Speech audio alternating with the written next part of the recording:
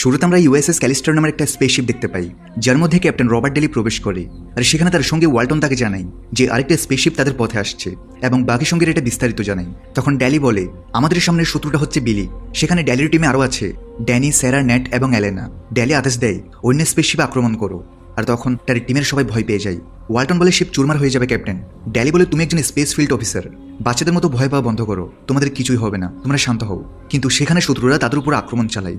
তখন ড্যালি বলে, এবার আমরা তাদের ছেড়ে দেবো না, পাশের গ্যাস ক্লাউডের মধ্যে নিয়ে গিয়ে আমাদের স্পেসশিপের শক্তি বাড়াও আর তাদের উপর আক্রমণ করো। এতে অল্প সময়ের মধ্যেই তারা শত্রুর স্পেসশিপে আক্রমণ করে বসে।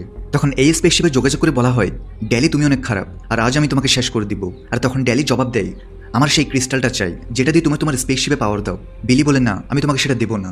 আর তখন ড্যালি এক ঝটকায় তার স্পেসশিপকে উড়িয়ে দেয়। এতে তার পুরো টিম খুশি হয় এবং বলে, ক্যাপ্টেন আপনি সবার সেরা। এরপর সেখানে ড্যানি জানায় যে শত্রুদের স্পেসশিপ থেকে বিলি পালিয়েছে এবং সে সম্ভবত কাছের কোনো গ্রহে গেছে। ড্যালি বলে, যেতে দাও তাকে, আমরা তার ব্যাপারে পরে দেখব। আর সেখানে সবাই ড্যালির প্রশংসা করতে থাকে আর ড্যালি স্যারা ও অ্যালেনাকে চুমু দেয়। এদিকে বর্তমান টাইমলাইনের বাস্তব জগৎ দেখা যায়, যেখানে ড্যালি একজন সাধারণ মানুষ। আসলে তার চুলের অবস্থা খুবই খারাপ। সে সামনে এগিয়ে যায়। তার অফিসের রিসেপশনিস্ট হলো অ্যালেনা, যে ড্যালিকে পাত্তা দেয় না। আসলে ড্যালি হচ্ছে এই গেম কোম্পানির মালিক। এরপরও অ্যালেনা তাকে পাস সাইডে নিয়ে এমনভাবে কথা বলে যে সে কোনো অফিসের এমপ্লয় বা সাধারণ মানুষ। ড্যালির অনুরোধের পর সে তাকে ভিতরে যেতে দেয়। সেখানে আমরা দেখি অনেক লোক ড্যালির ইনফিনিটি নামক গেম খেলছে। সেখানে অফিসের এক কর্মচারী নেটকে দেখা যায়, যাকে আমরা সে